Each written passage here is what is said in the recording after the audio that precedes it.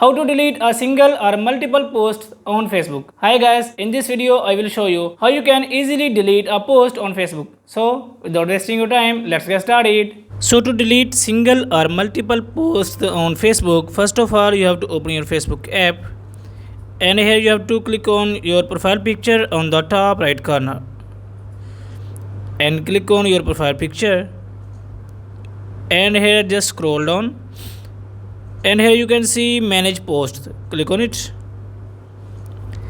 and from here you can select single or multiple posts that you want to delete. For example, I want to delete only this post, so I will select this post and click on this delete button and click on delete post and click on delete post again.